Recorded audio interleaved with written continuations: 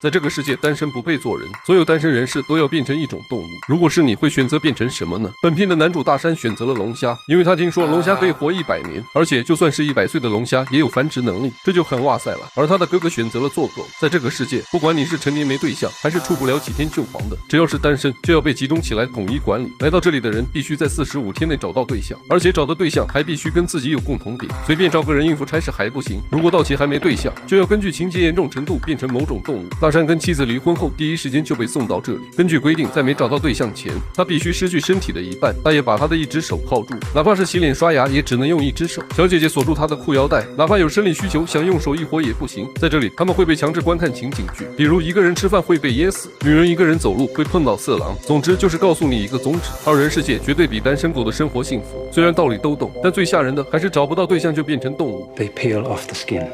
Afterwards, they remove the heart, the eyes, and other vital. Then the procedure changes according to the animal one has chosen. Afterwards, they throw the remaining body parts into the casks outside the hotel's restaurant.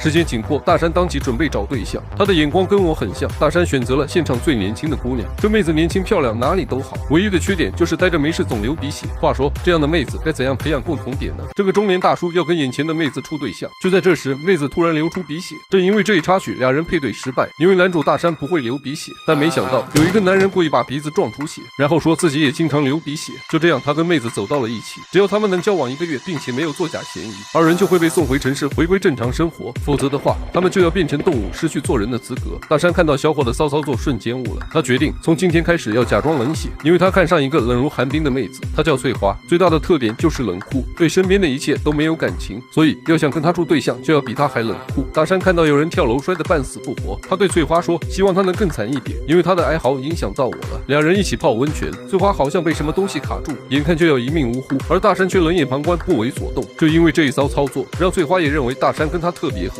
没多久，两人就成功牵手，可假的就是假的。在两人的考核期，翠花还是察觉出不对劲，于是翠花便准备考验一下大山是不是真的冷血。这天，翠花把大山的狗踢死了，而那只狗正是他哥哥变的。当大山知道后，依旧强装冷血，并表示一只狗而已，死了就死了。但当他看到哥哥的尸体时，大山还是没忍住哭了出来。结果这一幕正好被翠花看见，他上去就是一个大逼斗。因为翠花已经被深度洗脑，他认为两个人在一起不能有谎言，更不能为了不变动物硬走到一起。于是翠花冒着变动物的风险，决定举报大山。结果在半路上，大山一个偷袭放倒翠花，随后一路小跑离开酒店。大山穿过森林，碰巧在这里遇到了一群叛逃者，他们都是因没对象被抓到酒店，而又不愿意再找对象的人。这些人聚集到一起，组成了单身者联盟。大山还以为找到了组织，没想到在这里更悲剧。这里不允许任何人处对象，更不能产生感情。如果亲嘴，那就剁嘴；牵手，那就剁手。如果发现有人斗地主，就当场处死。这些人的食物来源就是森林里的动物，而这些动物就是单身者变的。这些人唯一的娱乐活动就是戴着耳机跳广场舞。你别说，这素质一下就上来了，人家起码不扰民。本以为逃到这里不用再为单身烦恼，可悲剧的是，在这里大山又非常不巧的遇到真爱，他爱上一个曾经救过自己的女孩小美，而且他们有一个共同点，那就是近视。就这样，大山隔三差五的向小美示好，而小美也对大山呵护有加。随着两人接触的越多，他们的感情也逐渐升温。最终，他们在这不允许恋爱的世界又恋爱了。为了不被首领发现，他们还创造出独有的约会信号。但时间一长，首领还是发现了问题。这对男女被发现在谈恋爱，首领非常愤怒，决定要给他们最严厉的惩罚。第二天，小美在队长的带领下来到医院，并以看眼镜为由弄瞎他的双眼。这一下，他跟男主就没了共同点，那他们的爱情就会不攻自破。但大山不愿就此放弃，他试图寻找两人其他的共同点，比如血型、爱好，或者是对未来的希望。可一番努力下来，均告失败。他们唯一的共同点就是近视。绝望之际，大山做下一个决定，他偷袭队长，将其绑了起来，然后给他挖了个坑，让其自生自灭，以此来惩罚他弄瞎小美、拆散两人的代价。随后，大山带着小美一路逃出森林，再次回到这个单身有罪的城市。二人来到一家酒店，在这里，大山要执行自己的最终计划，那就是弄瞎自己，好让他跟小美拥有共同点。只有这样，他们才能名正言顺的在一起。这个主意是大山出的，但在执行的时候，大山又犹豫了。小美这时反而安慰起大山，弄瞎眼睛没你想的那么疼，